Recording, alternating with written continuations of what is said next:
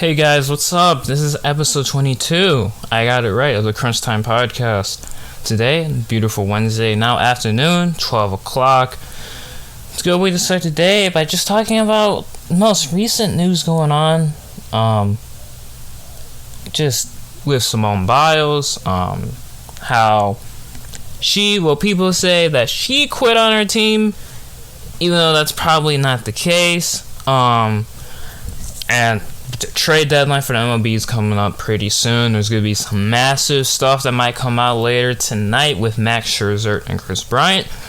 And that's really that's going to be the main focus of today. And first we gotta start off by saying for Simone Biles, we got to get into it. It's a very important topic we gotta talk about, because this is one of the best gymnasts in history we are talking about. So for Simone Biles, she is a 31-time Olympic medalist. A 31-time Olympic medalist. She's been to the Olympics now. This is her, I believe, second year. I don't even remember at this point. Third? I don't know. I am just completely forgetting how many years she's been here, but she's been here for a while. Simone is young. She is 24 years old, and she sat out of her competition yesterday, or whatever day it is in Tokyo.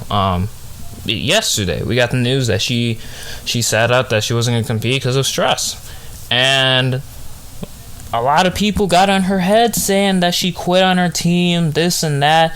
And obviously you're going to get an opinion from the entire world's view, because we're talking about the Olympics. We're talking about the U.S. Everybody from the U.S. watches the Olympics. They're going to have perspectives of people saying good stuff about her and bad stuff about her. But when it comes to Simone, she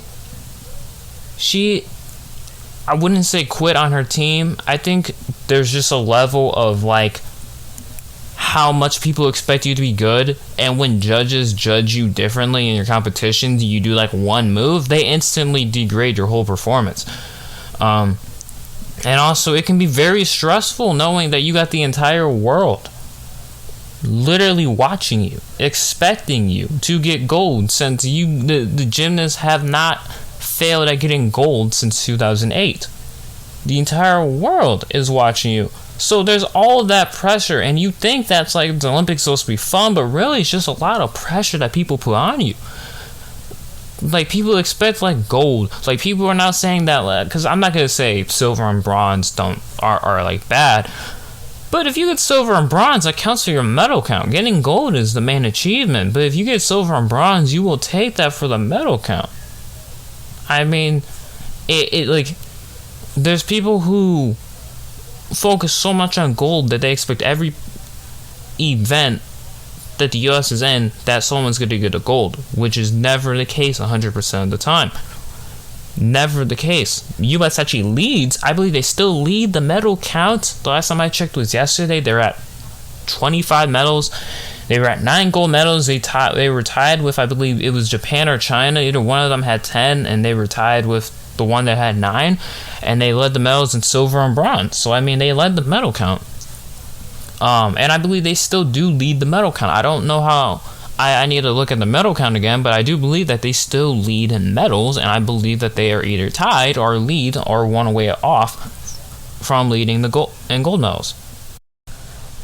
And I feel like as an Olympic athlete, you feel, obviously, like I've said, you feel a lot of pressure. But do I think Simone quit on her team? No. There's many reasons why she just didn't want to participate. And I think their competition today, she's not competing because of mental health issues, which I fully support, because you never know what a player is going through. There's a lot of people who don't know what these athletes go through. They are human. They are not just some toys that you bring out and say, hey, compete and win gold. There's certain boundaries that come to that, where it's okay, and people are comparing her to oh, I can't really take work or I can't take work or school off because of stress and whatnot, which is actually a very common thing, actually, that people preach about, is that if you are feeling really stressed during school or work, that you should be able to take maybe a day or two off to maybe collect your mind. That there's people who preach that because it can be very stressful. You have a bad day, you're at work, you're facing people that really just have a salty attitude to you, and makes you more salty, gets you stressed the F out. So for me, you never know what a person's going through for stress. I mean, she talked about, I mean, with the experience with the allegations. I forgot the guy's name, and I don't really care about the guy's name. But during those allegations, sexually assaulted all those gymnasts. She's the only one competing in the Olympic Games out of all the people that he sexually assaulted. And she has spoke very clearly about her mental health, about how she's had suicidal thoughts about that experience, and about how keeping it all in made it worse for her and whatnot, and just saying it to the public just made her feel a lot better. And I 100% support that, because for me, playing sports and, I know high school and college and the Olympics are completely different things, but for me, when I was in high school, school and sports, it's tough, because you got to balance one before you can get to the other, but you got to balance them at the same time to where you can be a good enough athlete to support your school, but also keep your grades in check. And during COVID and whatnot, that made things a lot harder for not only high school athletes but college athletes, because either there's high school athletes who didn't get a season in their state, or they had to or their schoolwork was tough because they had to do all their classes online and they couldn't really get like a good education out of it, and it was really hard for them. That's something that happened to me. I didn't get my football season until my spring season, or until the spring season. Everything got pushed back. The way how we could only get practice in on some days, we're waking up at 4:15, going to the school at 5:15, getting ready, and practice starts at 5:45 in the gym. Ends at 7 o'clock, go back home, or stay at school and do work until 12:30, go home, maybe try to take a quick nap and not oversleep, or get something to eat, come back to school in the afternoon, get there at 2:30 to check in, and practice starts at 2:45 to like 5 o'clock. Then on some days, watch film after practice for about an hour to an hour and a half, and wouldn't get home until 7 o'clock, be on the clock all day. That's how it would be for me on some days, and even not even on some days, but just the afternoon part. That's how it would be. And to stay mentally checked in was very rough. There was about 2 days where I overslept because of how exhausted I was. There was 2 days where I overslept in practice. I still made it to practice, but there were 2 days I missed. It was one day where I missed picture day, right in the morning. I overslept through that, because it happens. When you're going for a schedule like that, such a frustrating schedule, and a schedule like that where you have to bounce everything out, it stresses you out. So my main important thing is, what I learned is that you always make sure you keep your mental in check, because once you keep your mental in check, everything flows a lot smoother. When you worry about more things, and you worry about how you balance your schedule out, and how you balance this and that, and how much pressure you have, and again, we're talking about an Olympic athlete here. That's a lot of pressure. You may not feel it when you're there, but when you're competing, we don't know how she feels. Obviously, she has competed in front of the U.S. crowd for sure. But with all the stuff that's going on around her, we don't know how she feels. And for me, that's why I'm backing her up 100% here, because as an athlete, that shit can fuck with you real heavy. You can put a heavy toll with her having 31 Olympic medals. 31. She's literally one of the, if not the best gymnast in history. And there's people who say, well, she on her Lugatar, or whatever that thing is called, on her uniform, she had the GOAT, as in solidifying that she is a GOAT. And that comes pressure. That comes a lot of pressure, actually, solidifying yourself as you are the GOAT, which means, okay, you should be doing this, that, and that, and people expect you to do more than what you've already done. That comes with a lot of pressure. That's a lot of heat for a person to take. And for somebody just like Simone to just, be able to handle, well, right now, not at the moment, I feel like the pressure has gotten to her as to the point where she's about to have a mental breakdown. And I'm sure she's had a mental breakdown. I'm pretty sure she's even had one in Tokyo. I'm pretty sure she maybe even had one there. That's something that you keep off camera, but I'm pretty sure she's maybe had one because of how much stress she's endured over the past really year when allegations came out, really 2 years and allegations came out and whatnot. That's a lot of pressure. So really, what I say is, and this is something, so I saw a video yesterday, right? I saw a video, it was from, I don't even know who a Charlie Kirk is, from that guy. I don't know who it is, but he said that Simone Biles is a sociopath and is not willing, is being selfish for putting herself in front of her teammates on an event. And he said that because he doesn't want to see Russia have the gold medal in our faces. That part really got to me, because that means that that people in this world right now care more about a gold medal than Simone Biles' health, which is fucked up. That more people care about a gold medal, care about a medal than her health. Because what if she kept quiet this entire time and just started competing? She says she's had suicidal thoughts. What if she just hasn't said anything?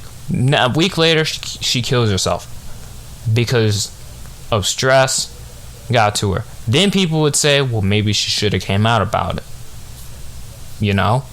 That stuff always happens. Remember with Chadwick Boseman, people would make fun of him for how skinny he was, when really he had cancer the entire time. He kept it a secret that entire time until he passed away. You never know what someone's going through. And then people try to say, oh wow, we didn't know he had this and that. Well, of course you didn't, because he kept it off camera. You never know what someone's going through. So that's what it comes to me about Simone Biles and Naomi Osaka too, is that their mental health is very important. And that I say put your mental health first over what you're competing. If the pressure is getting to you a lot, you gotta step away.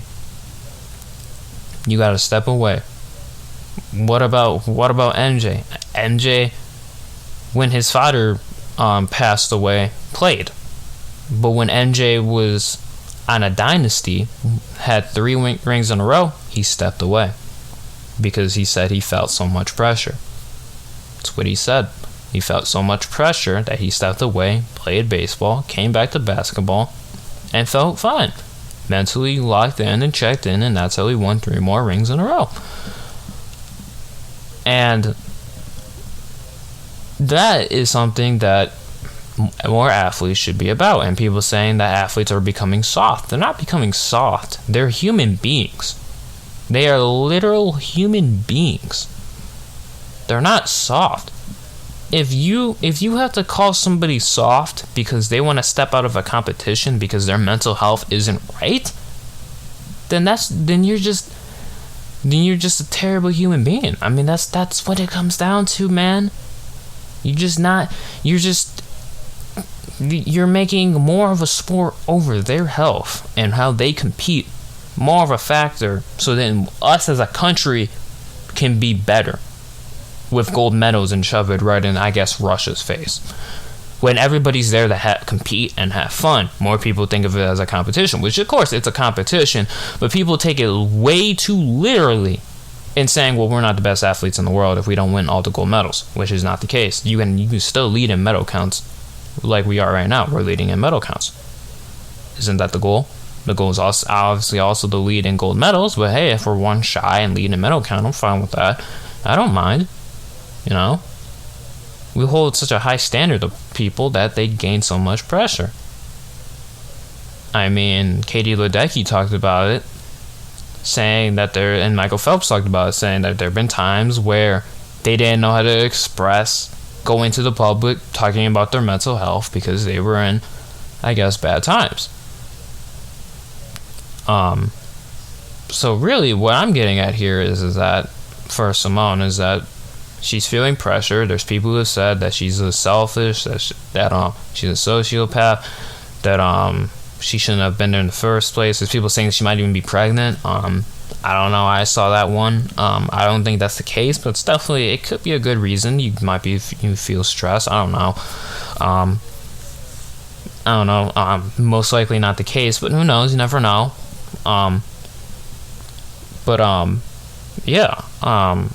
For me, I support someone 100% of the way. Keep your mental in check before you do anything else, because the whole point of the Olympics is to have fun, and if you're not having fun, then what's the whole point of being there, you know? So that's what I say to that, about that topic. But for me personally, I support Simone 100% of the way. I think she can take all the time she needs, because obviously we don't know what she's feeling. So we'll hope that she comes back for her next 3 events. As she said that she's sitting out her next event. She still has 3 more with the pool, or I think I need to remember the events names. I'm not really into gymnastics that much, but she still has 3 more events. So let's see. Let's hope that she comes back. She calms herself down, keeps herself. Meditation is really good too for the mind too, keeping your mental in check. So let's just hope that she keeps her mind right. And hopefully she comes out for the next 3 events, because I really want to see her compete, because I don't want to see her. I don't want to see her. That was my cat. Sorry. I don't want to see her just, being like a ball, like she's by herself, But yeah, that's what I got for that. So we'll come to the next topic. We have the trade deadline. The trade deadline is coming up really quickly, and there are some rumors tonight that for main players, Max Scherzer and Chris Bryant, those are 2 players on the market, obviously. Big players right now on the market that teams are fiending on, mostly the NL West. People are saying, or rumors is that the Padres, Dodgers, and Giants are all going for Max Scherzer, and that the Padres and Giants, I believe, are going for Chris Bryant. If not, it's just the Giants. The Giants are also trying to go for, I believe, Joey Gallo. The Rays are going for Max Scherzer. There's a whole lot that's about to go down, and it's really evolving around the NL West. It's really evolving around the NL West. Now, Max Scherzer, we'll start with Max Scherzer first, and then we'll go to Chris Bryant. Max Scherzer is a very good pitcher. He can actually choose what team he wants to go to. He can choose that. He can choose what team he wants to go to. And the Nationals have said this first, that we have to talk about this. They said everybody is available except Juan Soto, which means they are actually willingly they are willing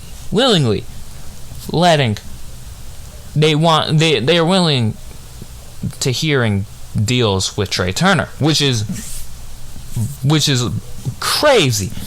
Because why would you get rid of Trey Turner, one of the best shortstops in the league? Why would you get rid of him? Why would you pull Pirates? Why would you do that? Why would you pull Pirates? I don't understand that. Why would you pull away Pirates? Why would you do that? It's very, very interesting on why they would want to give up Trey Turner for trade deals. Very interesting. Very interesting. One of the best shortstops in the league, and we're talking about shortstops. Trevor Story's on the market too. The Yankees are fiending him. They're trying to get him. Why did you give out Trey Turner? But for Max Scherzer, he can. The NL West, the top 3 teams in the NL West are fiending him, and so are the Rays. Now here's my prediction: is that those are all playoff teams. All those teams, playoff teams, 100%. Playoff teams. No doubt about it. 100%. Those are definitely teams that he would be I guess welcomed into, and right off the bat know that they got a shot at the division and the best record in the league. Same thing with the Rays. Now, my prediction is that this is all gonna probably come late. Probably late. It's gonna become late Wednesday night, so we might see something in the middle of the night. Who knows?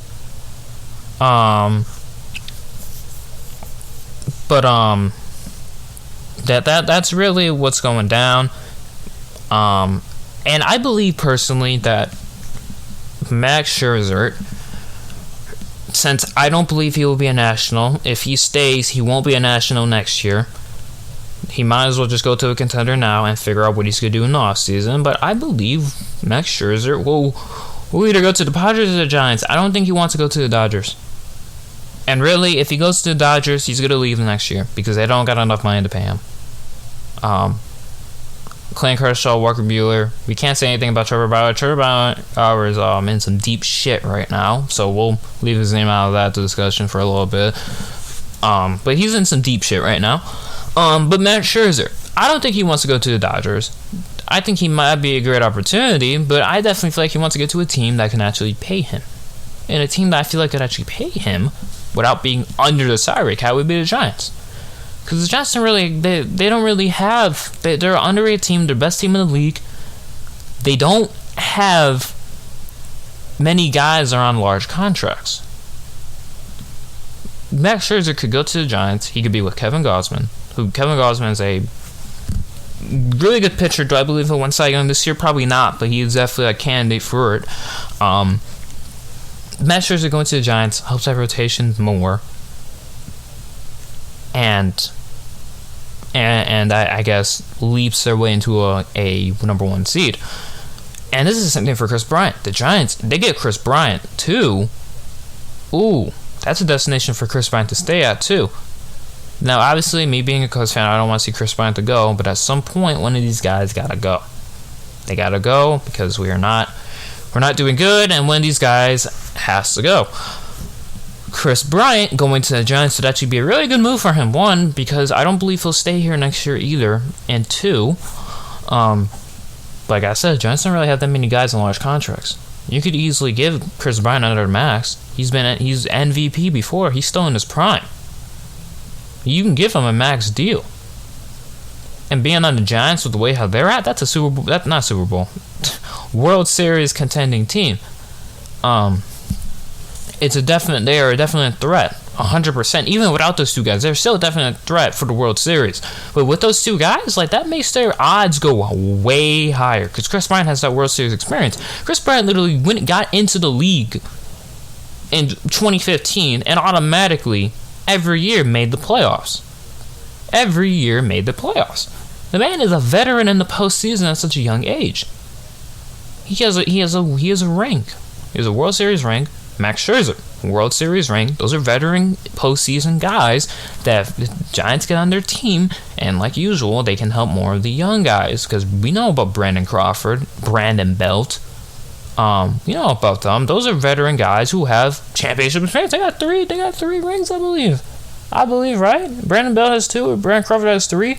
If not, they've been there the entire time. Those guys have veteran experience in the postseason. So having more guys with veteran experience makes your lineup even more deadly. Adding Chris Bryant, powerhouse of force who can win MVP again. Maybe not this year, but definitely one more time for sure. Yeah, that would make your lineup really deadly. And I believe that Max Scherzer wants to capitalize on that and go to the Giants. Going to the Padres, he sees what the Padres are doing too. Padres don't want Chris Bryant. They got Adam Frazier. They don't need Chris Bryant. They get Chris Bryant. You got to give us something in return. You got to give us your middle infielders for sure. They would definitely not give up Machado and Tatis. Wouldn't even be possible because their contracts are way too high for someone even to handle. But the Giants will definitely be a destination for both teams. I believe Max Scherzer and Chris Bryant will both go to the Giants at some point. If it's not this year, it'll be next year. At some point, they will go to the Giants. I certainly believe that. I believe the Giants are the front runners for these guys. I don't believe the Dodgers will get any of these guys. I'm personally believing that. I believe the Dodgers will just stay where they're at, but they're definitely interested. We'll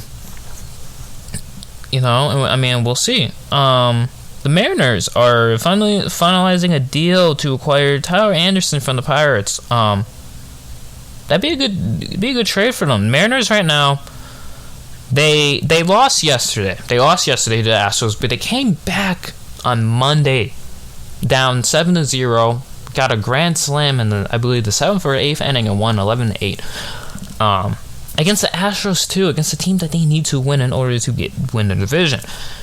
The Mariners right now doing really good. Adding Tyler Anderson to your starting rotation would make your team even better, because Tyler Anderson actually has something to compete for now. Not on the Pirates now. Pirates are giving everything up. But now they have something to compete for. He has something to compete for now. A playoff spot. Mariners are about 3 games out from the A's of the second wildcard spot. 3 games, if I believe, if not 2. They're a little away, but they definitely can make a good run. They can definitely make a good run, a solid run. And I do hope the Mariners make the playoffs, because that is a very deadly team. That's a very underrated team that has no quit in them. And for the city of Seattle, like I said on Monday, that would be very exciting, since they just got a hockey team and whatnot. But for the Mariners, adding Tyler Anderson makes your starting rotation better. Veteran experience. And just for Tyler Anderson, gives him more hope. Gives him not more hope, but more of a reason to actually pitch now that you're on a winning team. So that's definitely something they gotta we gotta look out for. Trevor Story is the Yankees want him. I think the Yankees want him. The Yankees are the Yankees, but I believe the Yankees want him. They have had trade talks. These are just rumors. They've had trade talks about getting Trevor Story. I think they've made a trade offer for Trevor Story.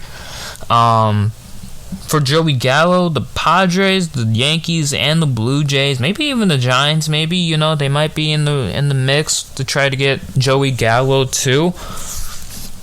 The Brewers are really looking in at Josh Donaldson and Trevor Story. They're looking in. Eric Hosmer's name for the Padres has been in recent trade discussions over the last couple days, and we'll see, man. There's been rumors about the Cubs, about Anthony Rizzo, that he might go to the Red Sox. There's been some rumors about that too. And they're going to the team. Anthony Rizzo going to a team that he was traded for. Very that would be very interesting. 100%. Red Sox are the best team in the American League right now, or tied. I believe they beat the Astros at the head, so they actually are the best team in the American League right now. But right now they are definitely trying to make some moves before the I guess the trade deadline ends. But this is definitely very interesting, man. I'm very interested to see how this goes. And yeah, man, I mean, we'll just have to wait and see for a trade deadline. I can't really say too much more. Just, we'll talk about this more tomorrow. But where I think other guys like Joey Gallo and Trevor Story are going to go to, if not, they stay.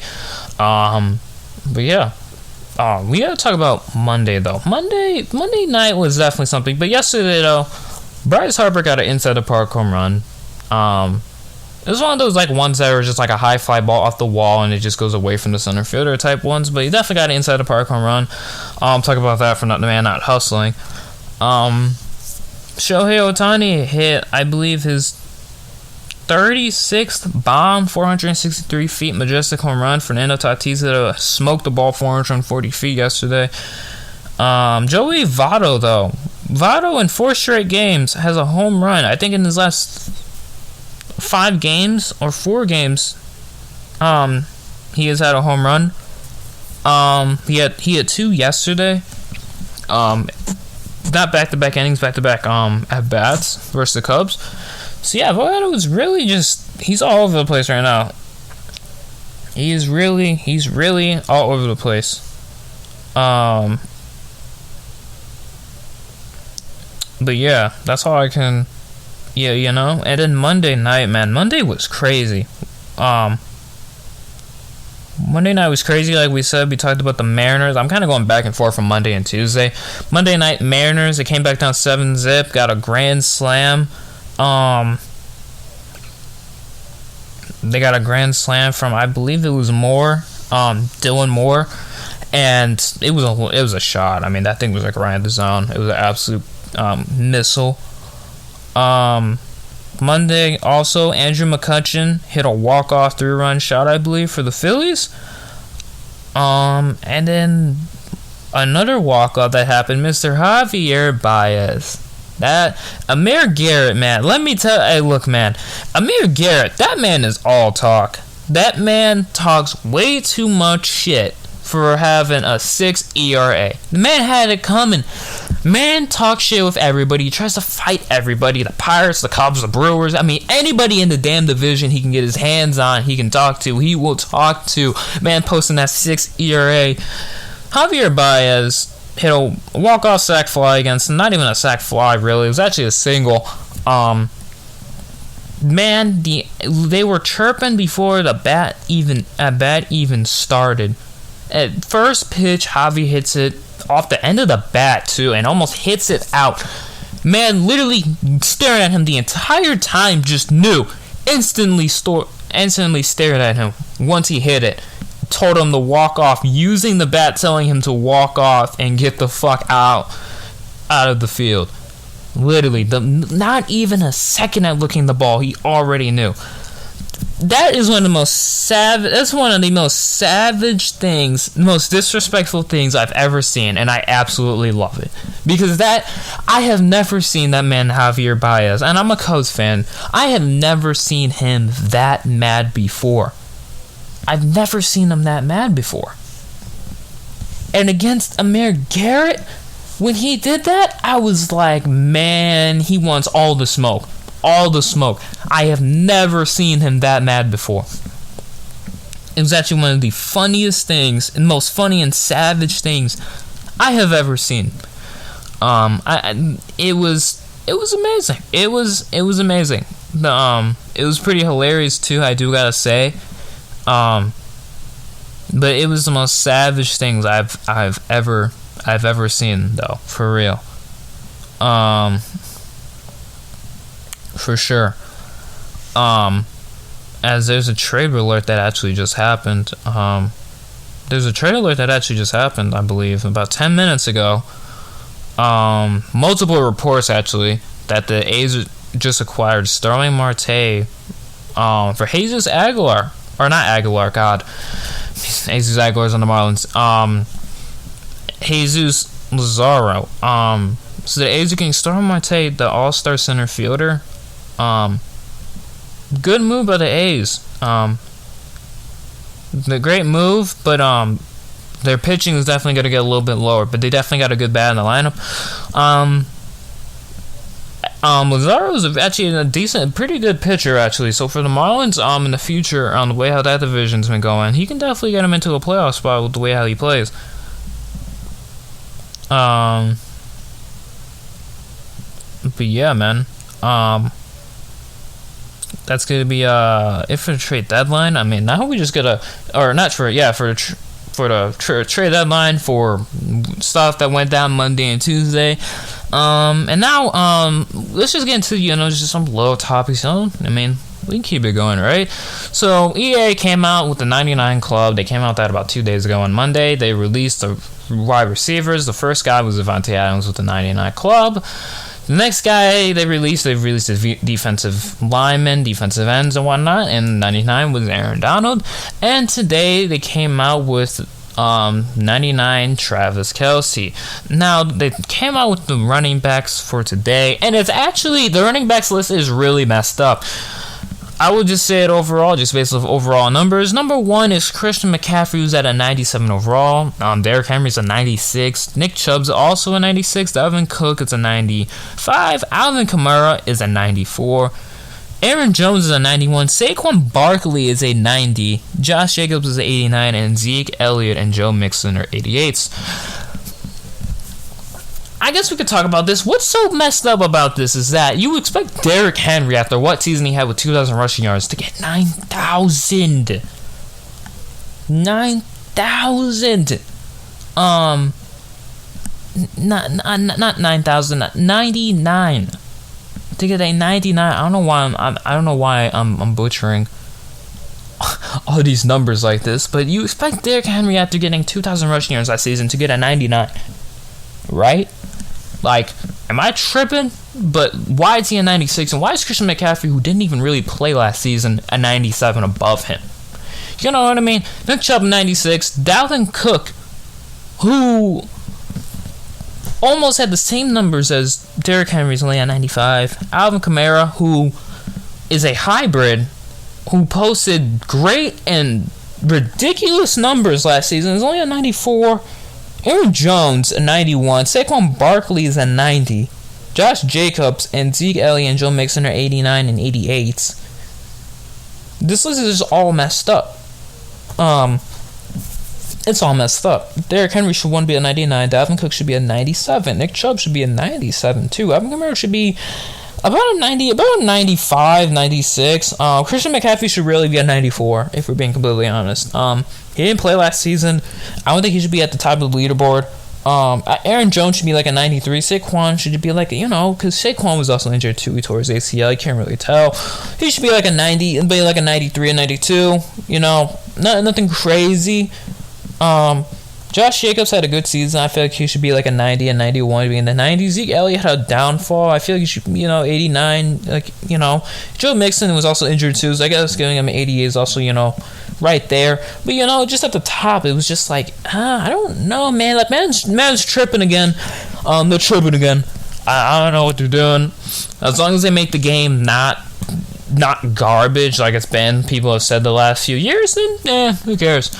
I'm good with it. But anyway, there's a picture of Julio Jones with man has Waffle House cleats. Reminds me of his interview he did before I think he got drafted, I believe, or whatever it was in like 2011, I think, or 2009 or something. Calling Waffle House because he always gets open. I remember that. Something I've also seen is that Reggie Bush won't get back his 2005 Heisman after NCAA decides to not reverse penalties. Oh, man. Well, this is going to be something. The NCAA be taking L's, man. They be taking L's. Man, that's crazy. So Reggie Bush is still in a fight to get his Heisman back. Still in a fight to get his Heisman back, I hope he gets it back. I really do. I really hope he gets it back. That's just not the case right now. But I mean, we'll see. We'll see what happens in the upcoming years. But right now, Reggie Bush ain't getting his Heisman back. But yeah, man.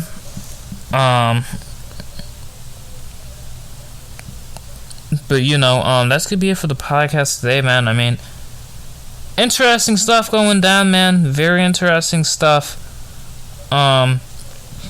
But that's gonna be it for today on this Wednesday. We're getting up to the 40-minute mark on the podcast today. Very good episode, good talks today. But I will see you guys next time. I hope you guys have a good rest of your Wednesday. We're in the middle of the week. Stay strong, keep positive vibes, and I will see you guys next time. Peace.